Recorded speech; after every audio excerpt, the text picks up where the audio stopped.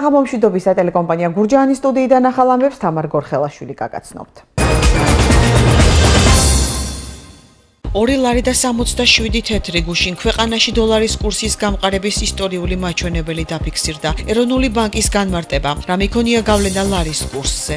ეს იყო გარკვეულწილად აჟიოტაჟი, შექმნილი გარკვეულწილად მოლოდინებიდან. როცა კაი მზიანი დღეებია, ფეჭს არ ვამთებ. ზამთარი და გათბობის საკითხი, რა პრობლემები აქვს გურჯაანში მოსახლეობას? ნახევარზე მეტი სიცივეში ვარ. უხვინალექის შედეგად ახმეტის სოფელ წინუბანში ახლად აშენებული საბავშვო ბაღის ეზო დაიტბორა. რა მიზეზებზე საუბრობს მოსახლეობა და რას განმარტავენ ბაღების გაერთიანებაში? მთელი რას წყალი ჩამოდის, გადმოდის აი ამ ეზოში, იმიტომ რომ არხებია გასაწმენდი. გათვალისწინებულია სადრენაჟე სისტემის მოწყობა. რიჩამძლია დაგეხმაროთ. უფასო იურიდიული მომსახურება მოსახლეობას. როგორ შეუძლიათ დაუკავშირდნენ მოქალაქეები იურისტებს სახლიდან გაუსვლელად? ახალი ორგანო, რომელიც ფერმერთა უფლებებს დაიცავს და მათ ინიციატივებს გააჟღერებს. საქართველოში ფერმერთა სათადბირო შეიქმნა. მოგვიტანენ ყველა პრობლემას, ჩვენ მოვახდენთ ამ პრობლემების იდენტიფიცირებას. ფერმერების აზრის გაუთვალისწინებლობა იწვევს ტრაჩობილი კანონის საკანონმდებლო აქტის შექმნას. ეთერშია ტელეკომპანია გურჯაანის მთავარი საინფორმაციო გამოშვება. ტელეკომპანია გურჯაანის ახალი ამბების განმეორებით ნახვა ხვალ დილის 10 საათზე შეგეძლებათ. გარდა ამისა, ტელეკომპანია გურჯაანის გადაცემები და სიუჟეტები შეგიძლიათ ნახოთ ჩვენ საიტზე gurjaani.tv.com, ასევე Facebook-ის გვერდზე მოგძებნეთ ქართული შრიფტით ტელეკომპანია გურჯაანი. ვიყურეთ სილქნეტზე, მაგთისაცსა და მაი ვიდეოზე. გუშინ რაც სავალუტო ბაზარზე ხდებოდა, მოლოდინებისაგან გამოწვეული აჟიოტაჟი იყო. ეროვნული ბანკის პრეზიდენტი 1 დეკემბერს დოლარის კურსის გამყარების ისტორიულ მაჩვენებელს ეხმაურება. როგორც კობა გვენეტაძემ განმარტა, დოლარის კურსის გაზრდის პარალელურად საქართველოს მეზობელი ქვეყნების ეროვნული ვალუტაც გაუფასურდა, რამაც ლარის კურსზეც გარკვეული გავლენა იქონია. კითხვაზე გამოიწვია თუ არა აღნიშნული მოლოდინები მთავრობის მიერ დაანონსებულმა ცვლილებებმა და ეგრეთ წოდებული ლარიზაციის გეგმამ, კობა გვენეტაძემ პასუხისგან თავი შეიკავა. ამასთან განმარტა, რომ საქართველოში მოქმედებს მცურავი გაცვლითი კურსი და ასეთ დროს შეუძლებელია სავალუტო კურსის პროგნოზის გაკეთება. შეგახსენებთ, რომ გუშინ 1 დეკემბერს დოლარის კურსი 2 ლარი და 67 თეთრი იყო. ეროვნული ბანკის ოფიციალური მონაცემებით დღეს 1 დოლარის ყიდვა 2 ლარი და 58 თეთრად არის შესაძლებელი. თუმცა გურჯაანში დღის მეორე ნახევარში ბანკების ნაწილში კურსი მაღალი იყო, სავალუტო პუნქტებში კი შედარებით დაბალი. ხდებოდა გუშინ სავალუტო ბაზარზე, ეს იყო გარკვეულწილად აჟიოტაჟი, შექმნილი გარკვეულწილად მოლოდინებიდან. მოლოდინებში ძალიან ბევრი ფაქტორი მონაწილეობს და რთულია მათი გამოცალკავება. მოგეხსენებათ, რომ დოლარის კურსი ისტორიულად გაიზარდა, ამავე დროს მოხდა გაუფასურება ჩვენი მეზობლების ქვეყნებისა და ამ ყველაფერმა ერთმა ითამაშა თავისი როლი. გურჯაანის მოსახლეობას ზამთართან გამკლავება უჭირს. გურჯაანელების უმრავლესობა ამბობს, რომ კომუნალურ გადასახადებს ვერ იხდიან, ამიტომ შეშით გათბობას ამჯობინებენ, თუმცა შეშალს ძვირია და მისი ყიდვა უჭირთ. ზოგი კი სათბობი მასალის დაზოგვის მიზნით ღუმელს მხოლოდ ძალიან ცივ დღეებში ანთებს. ვერაიაშვილი განაგრძობს თემას. ზამთრის მოახლოვებასთან ერთად კომუნალური გადასახადები მატულობს. მოსახლეობას კი განსაკუთრებით უძვირდებათ და უჭერთ გათბობის გაზრდილი ხარჯის გადახდა. ქვემო წითელ უბანში მცხოვრები გორხელაშვილების ოჯახი შეშით თბება. მართალია გაზის გამათბობელი შარშან შეიძინეს, თუმცა ყოველთვიური გადასახადის 150 ლარის გადახდა ვეღარ შეძლეს და არჩევანი, როგორც გვითხრეს, შეშის ღუმელზე გააკეთეს. ოჯახში მხოლოდ ერთი ადამიანი მუშაობს, ამიტომ შეშის ყიდვაც მათთვის პრობლემაა და ცდილობენ ეკონომიურად მოიხმარონ. გაზის გამათბობელი უფრო მეტი მიჯდებოდა ვიდრე შეშის მოდანა. ხო და ავდექით ახლა შეშა შევიძინე, იმიტომ რომ გაზის გამათბობელი უფრო მეტი მიჯდებოდა. 150 ლარამდე თვითონ მიჯდება ყოველთვიურად. გადასახადებსაც მომემართა. ცხოვრება ძალიან უკვე თუ გაწავედა, იმიტომ რომ სამუშაოები არ არის მაინც ბევრი. ხო და ახლა გადასახადი ემატება და ემატება. ეს გამათბობელი გამოვიტანეთ ჩვენ შარშან. შარშან ცოტა ხანი გქონდა ჩართული, სადამდენად შევძელით რა. მაგრამ წელს უკვე ვეღარანაირად ვერ შევძელით და იძულებულები გავხდით, რომ შეშის ფეჩი დაგვედგა. ეკონომიას ვაკეთებთ, რა თქმა უნდა. როცა კაი მზიანი დღეებია, ფეჩს არ ვამთებთ და საღამოთითაც მართლა რომ გვიანობამდე ვერავათ. აი ბავშვს ძალად შევიყვანთ ხოლმე, რომ დავაწვინოთ ხოლმე, რომ თბილად იყოს მაინც ლოგინში. გორხალაშვილების ოჯახის მსგავსად გათბობის გადასახადის გადახდა უჭირს გურჯაანში გამოკითხული მოსახლეობის უმრავლესობასაც და როგორც ამბობენ, ძირითადად შეშლით თბებიან, თუმცა მძიმე სოციალური პირობების გამო ხშირად იძულებულები არიან თანხა დაზოგონ და ღუმელი მხოლოდ სივდღეებში დაანთონ. ყველას ხო უჭირს, რაც სამარია. დიდი პრობლემები გვაქვს. ვინც არ მუშაობთ, მით უმეტეს იმათ. მე ახლა პენსიაში ვარ და რაღაცას ვახერხებ, მაგრამ ძალიან დიდი გადასახადი ძვირია გათბობის. მე მაქვს ფეჩი, ვერ გეტყვით. დიახ, შეშის ფეჩით ვთქვი, მაგრამ ერთი მანქანა პატარა ვილისი რომ იყიდო 150 ლარიღებს.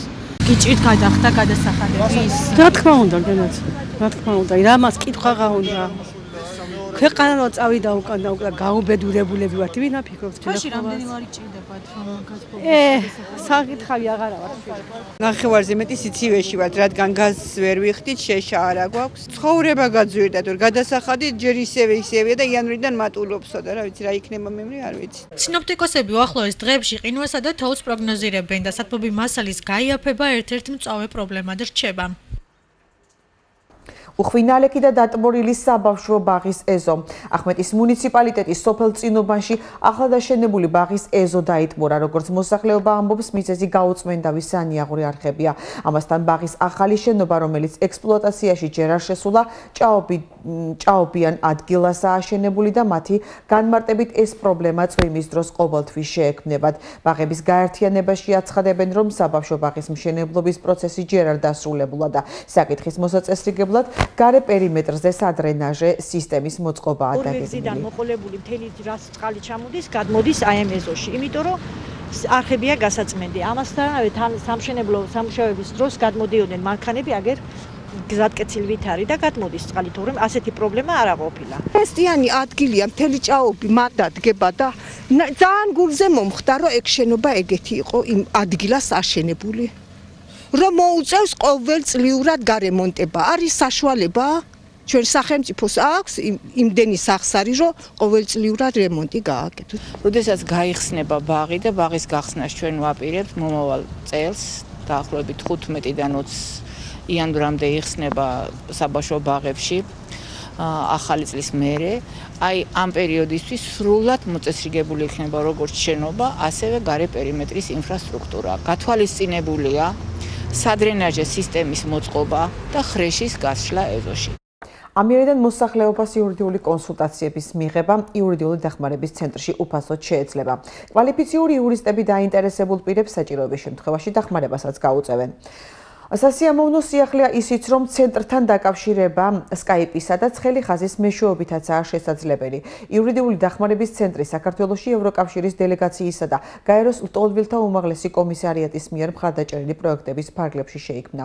იგი მიზნად ისახავს მოქალაქეების ცოდნის ამაღლებას, როგორც ევროკავშირის სახელმწიფოებში, ლეგალური მიგრაციის შესაძლებლობების, ასევე არალეგალური მიგრაციის რისკებისა და საფრთხეების თაობაზე. რა სერვისებს მოიცავს ცენტრი და კერძოდ რა საკითხებში დაეხმარებიან იურისტები დაინტერესებულ პირებს, ნინო სამნიაშვილის სიუჟეტიდან შეიტყობთ.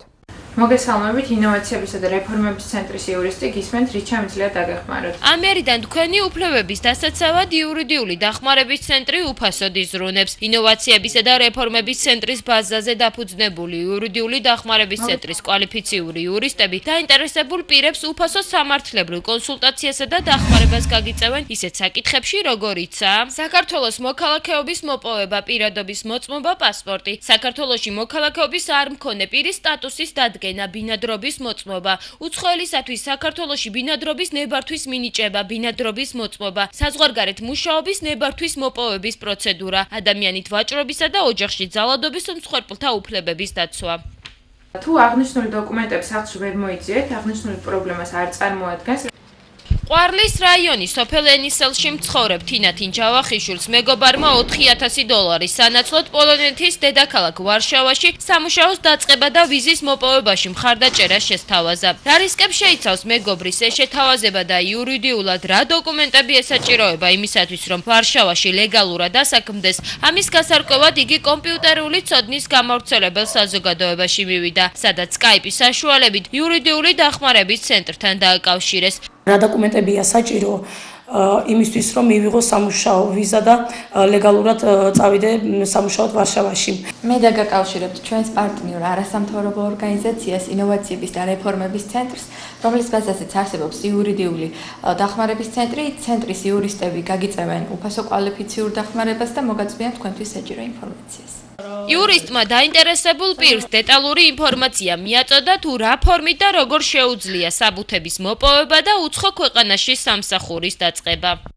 ჩინეთი, პოლონეთში ნამდვილად შესაძლებელია, როგორც თქვენ თქვით, ლეგალურად სამუშაოდ წასვლა, პოლონეთში ძირითადად არსებობს იურიდიული დახმარების ცენტრი საქართველოში ევროკავშირის დელეგაციისა და გაეროს ტოლვილთა უმაღლესი კომისარიატის მიერ მხარდაჭერილი პროექტების ფარგლებში შეიქმნა. იგი მიზნად ისახავს მოქალაქეების ცოდნის ამაღლებას, როგორც ევროკავშირის სახელმწიფოებში ლეგალური მიგრაციის შესაძლებლობების, ასევე არალეგალური მიგრაციის რისკებისა და საფრთხეების თაობაზე. იურიდიული დახმარების ცენტრი შაბათ-კვირის გარდა ყოველდღე 10-დან 18 საათამდე მუშაობს. დაინტერესებულ პირებს მომსახურეობის მიღება ადგილზე შეუძლიათ მისამართზე თბილისი, გამრეკელის ქუჩა 2, აქსის პალასი მე-4 სართული. გარდა ამისა, მოქალაქეებს უფასო კონსულტაციის მიღება Skype-ის საშუალებით შეუძლიათ, ხოლო მათ, რომელთაც ინტერნეტთან ხელი არ მიუწვდებათ, საქართველოში არსებული ცოდნის გამავრცელებელი საზოგადოებიდან თავისუფლად შეუძლიათ Skype-ის საშუალებით დაუკავშირდნენ იურიდიული დახმარების ცენტრს. იურისტები მოქალაქეებს უფასო კონსულტაციას ცხელი ხაზის საშუალებითაც უწევენ.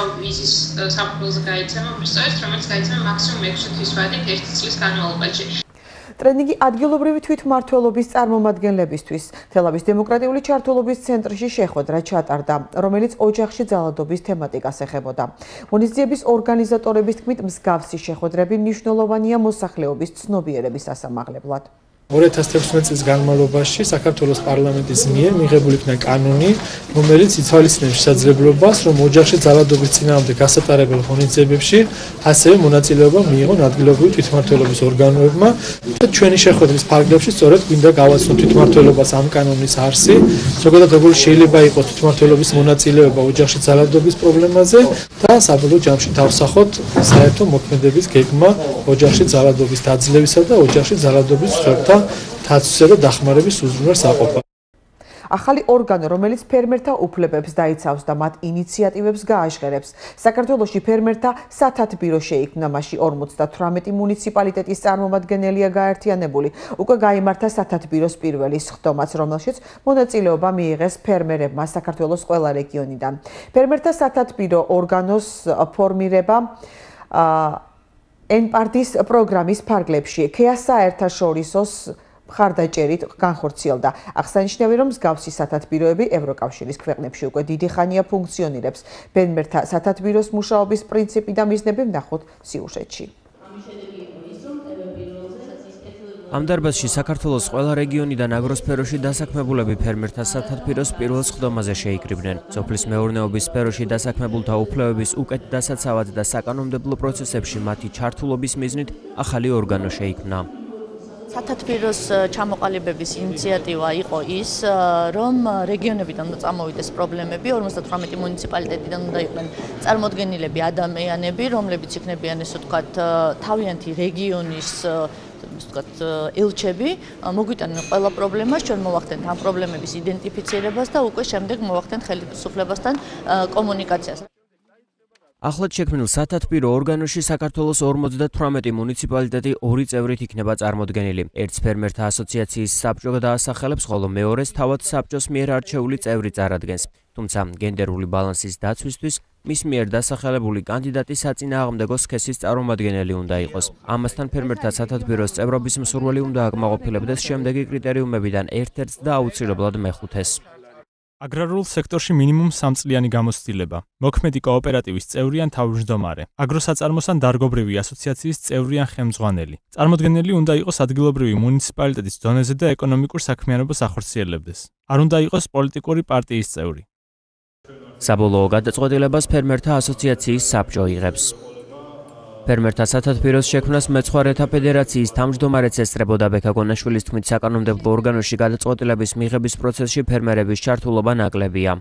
ფერმერების აზრის გაუთვალისწინებლობა იწვევს მტრაჩობილი კანონის ან საკანონმდებლო აქტის შექმნას და ხელმოწერას. სამწუხაროდ მე არც ერთ საკანონმდებლო ორგანოს, არც ერთ საკანონმდებლო თქვათ ინიციატივის განხილვაზე არასდროს არც მიუწვევი ვართ და ვიყავით არ ჩართულები თვითონ მთავრობის დადგენილებად, რომელიც ეხება იდენტიფიცირებას დაკავშირების ხრის შედგენილი, მაგრამ სამწუხაროდ არც ერთი ფაქტი ვარ ჩემი შენიშვნა იქ არ იყო გათვალისწინებული. ყველა კანონქვემდებარე აქტის პროექტი ქვეყნდება აქტის მიღებამდე.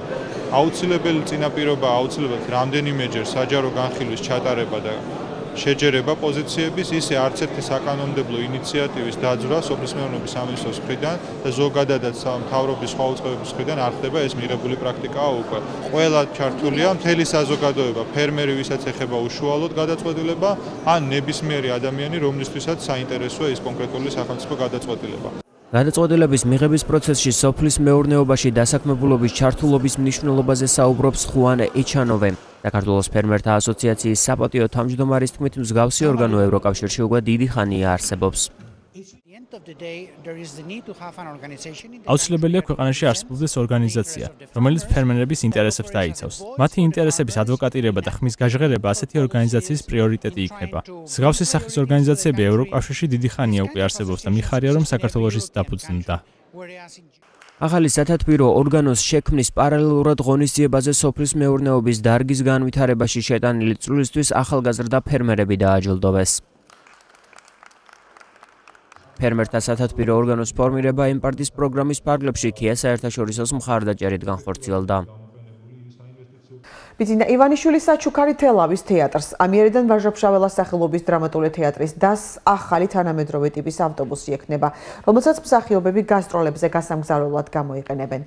სამხატვრო ხელმძღვანელის პაატა გულიაშვილის განცხადებით, ბიძინა ივანიშვილი თეატრს თვენახევრის წინ სტუმრობდა და დასმა ტრანსპორტის საჭიროების საკითხი სწორედ მაშინ დააყენა. დაახლოებით თვენახევრის უკან იყო ბატონი ბიძინა თეატრში.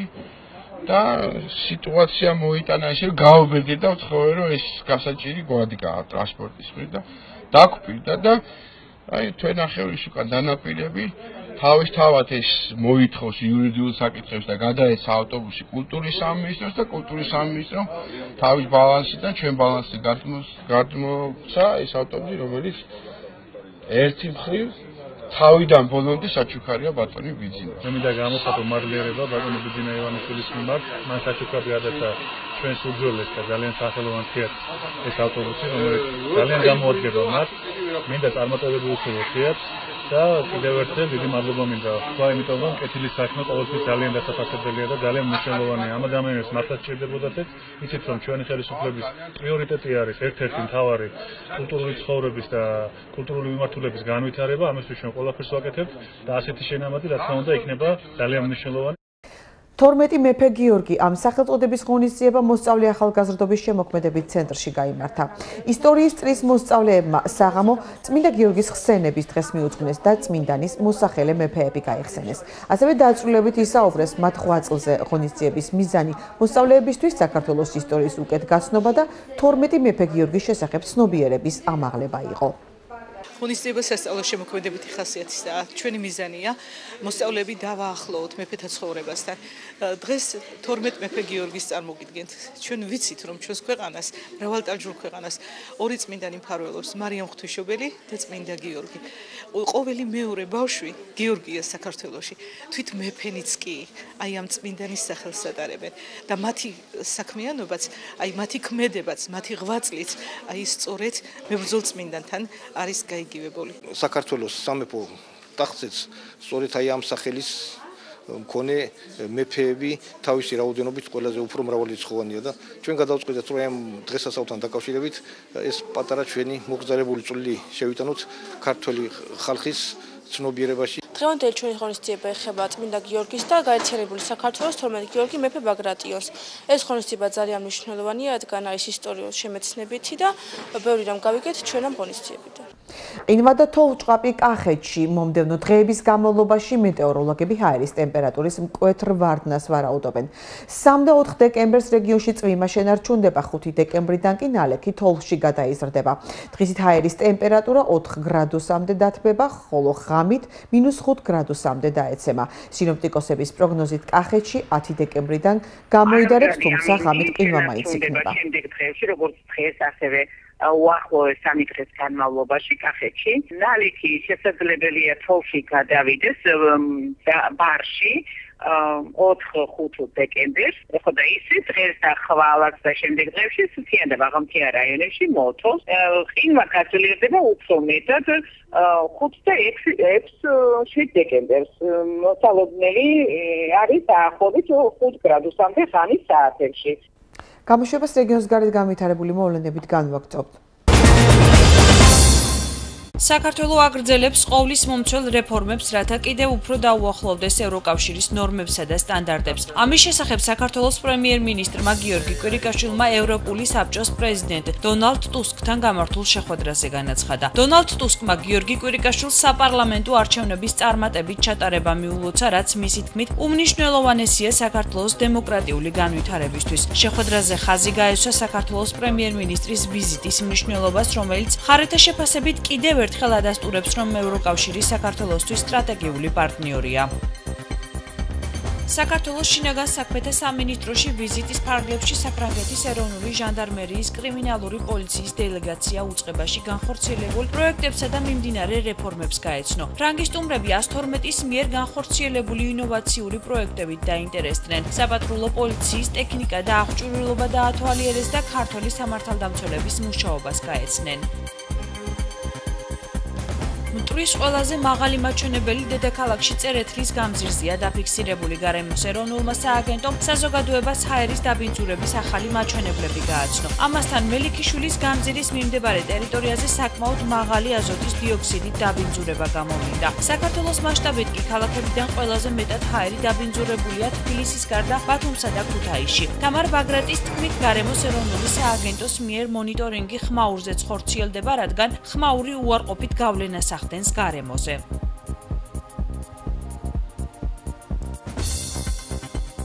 ტოერი ეგრეთ წოდებული მყარი შეწონილი ნაწილაკები ჰაერში ორი ტიპის არსებობს, PM10 და PM2.5. სტანდარტი, რომელსაც ჩვენ მხოლოდ მოკლე პერიოდში შეგვიძლია გავზომოთ, გააჩნიოთ მხოლოდ PM10, ანუ შედარებით ასე ვთქვათ, დიდი რადიუსის მქონე ნაწილაკებს და 2.1-ჯერ აღემატებოდა წერეთელზე ყველაზე მაღალი მაჩვენებელი, თუმცა აქ გეტყვით, რომ ნორმას 14 დღე აღემატებოდა 30 დღის განმავლობაში. ანუ ყოველ მეორე დღეს მტრის შემცველობა წერეთლის გამზირზე იყო ნორმაზე მაღალი. რაც შეეხება ყაზბეგზე, ყაზბეგის ქუჩაზე იყო შედარებით ასე ვთქვათ კარგი მდგომარეობა, 3 დღე იყო მთელი თვის განმავლობაში, როდესაც ნორმას აღემატებოდა მტვერი და 1.4-ჯერ. რაც შეეხება ვარკეთილს, ვარკეთილში 4 დღე იყო, როდესაც აღემატებოდა ნორმას და აღემატებოდა 1.3-ჯერ. ხოლო ოზონი ასევე არის მნიშვნელოვანი დამაბინძურებელი, აქ უკვე ვარკეთილში გამოვლინდა ოზონი როგორც დამაბინძურებელი და 1.1-ჯერ აღემატებოდა ნორმას. მედია ბიზნესის მთავარი გამოწვევების გაანალიზებისა და მდგრადობის გასაძლიერებლად მედია ბიზნესის პირველი ბრეინშტორმინგ ლაბორატორიის შეხვედრა გაიმართა. ღონისძიებაში ქართული მედია საშუალებების წარმომადგენლებთან ერთად ვიშეგრადის ქვეყნების ექსპერტებიც მონაწილეობდნენ. ღონისძიებას საქართველოს რეგიონულ მაუწყებელთა ასოციაცია უკრაინის მაუწყებელთა დამოუკიდებელ ასოციაციასთან პარტნიორობით ახორციელებს. დაახლოებით 7 ქვეყნიდან მყავს სტუმრად მედია ექსპერტები. უმეტესად ესენი არიან მედია ბიზნესის მცოდნე ადამიანები. ვიშეგრადის ქვეყნებიდან, ეს არის 4-ეული ქვეყანა, რომელიც მანამდე პოსტსაბჭოთა სივრცეში შედიოდა, ნამდვილად ეხლა ევროპის ქვეყნებს წარმოადგენენ და მოლდოვა, უკრაინა, საქართველო. ჩვენ ამ 3 ქვეყანაში, მოლდოვაში, უკრაინასა და საქართველოში განვახორციელებთ კვლევა, ანალიზი იმის, თუ რა სჭირს მედია ბიზნესს. და დავინახეთ, რომ საკმაოდ ერთგვაროვანი გვაქვს პრობლემები უკრაინაში, მოლდოვასა და საქართველოში. ძალიან სამწუხაროდ ჩვენ ნაკლებად შეგვიძლია ვისაუბროთ მედია ორგანიზაციებზე, როგორც მომგებიან სტრუქტურებზე. დღეს გვინდა ვისაუბროთ ერთად იმსჯელოთ იმაზე, როგორ შეგვიძლია რა ფაქტორებით შეგვიძლია გავამუჯობესოთ მედია ბიზნესი ჩვენს ქვეყნებში. ამ შემთხვევაში ჩვენ კონცენტრირება გვექნება საქართველოს. გამოშვებას უცხოეთის ახალი ამბებით განვაგრძობთ. რუსეთის პრეზიდენტმა ვლადიმერ პუტინმა რუსეთის საგარეო პოლიტიკის ახალი კონცეფცია დაამტკიცა. იუწყება საინფორმაციო სააგენტო RIA Novosti. დოკუმენტში ნათქვამია, რომ რუსეთი თავის პრიორიტეტად საერთაშორისო კანონიერების განმტკიცებას თვლის. მოსკოვი მკაცრად იცავს ვალდებულებებს შეიარაღების კონტროლის შესახებ და იგივე სითხოვს პარტნიორებისაგან. დოკუმენტში ცალკე ყურადღება ეთმობა ნატოსა და ამერიკის შეერთებულ შტატებთან ურთიერთობებს. რუსეთს ნეგატიური დამოკიდებულება აქვს ნატოს გაფართოებასთან, ალიანსის ინფრასტრუქტურის რუსეთის საზღვრებთან მოახლოებასთან და ნატოს სამხედრო ქმედებებთან დაკავშირებით. დოკუმენტში აღნიშნულია, რომ რუსეთი ამერიკული გლობალური რაკეტსაწინააღმდეგო თავდაცვის სისტემის შექმნას, როგორც საფრთხეს განიხილავს და იტოვებს უფლებებს მიიღოს ადეკვატური ზომები. ამერიკის შეერთებული შტატების არჩეულმა პრეზიდენტმა დონალდ ტრამპმა განაცხადა, რომ თავდაცვის უწყებას გენერალი ჯეიმს მეტისი უხელმძღვანელებს იუწყება CNN-ი.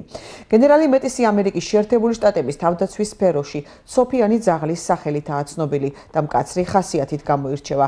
ის ასევე ცნობილია პროვოკაციული გამონათქვამებით. კერძოდ მან განაცხადა, რომ ავღანეთში ზოგიერთი ადამიანებისთვის ცეცხლის გახსნა მას სიხარულს ანიჭებს.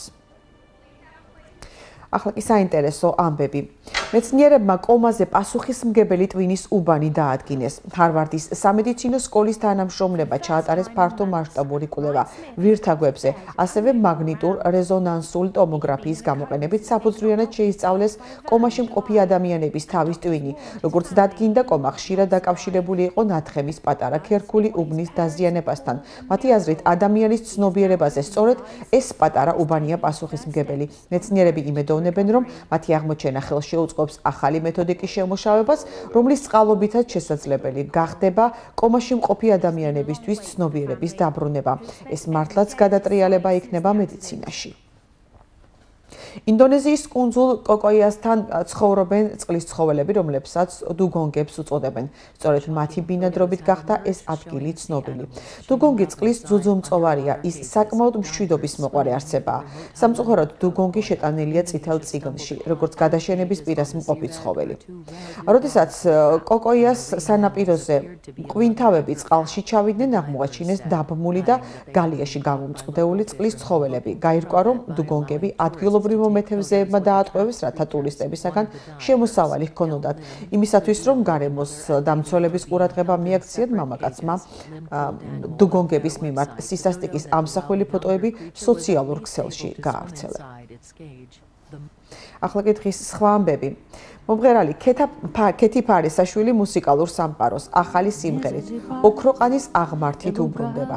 მუსიკოსმა ახალი ნამუშევარი ლაშა ღლონდთან ერთად შექმნა და მასზე გადაღებული კლიპიც გამოაქვეყნა.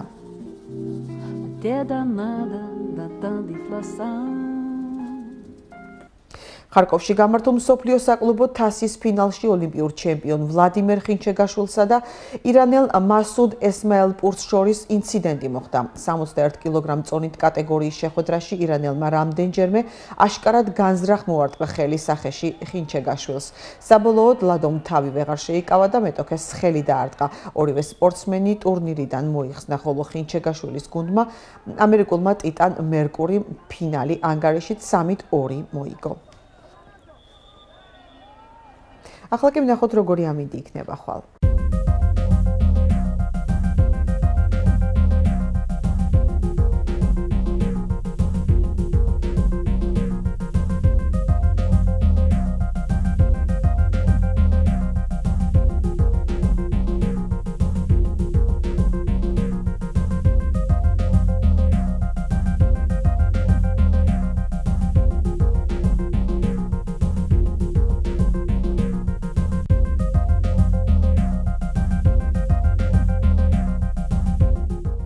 ტელეკომპანია გურჯაანის ახალი ამბების განმეორებით ნახვა ხვალდილის 10 საათში შეგეძლებათ. გარდა ამისა, ტელეკომპანია გურჯაანის გადაცემები და სიუჟეტები შეგეძლიათ ნახოთ ჩვენ საიტზე gurjani.tv.com.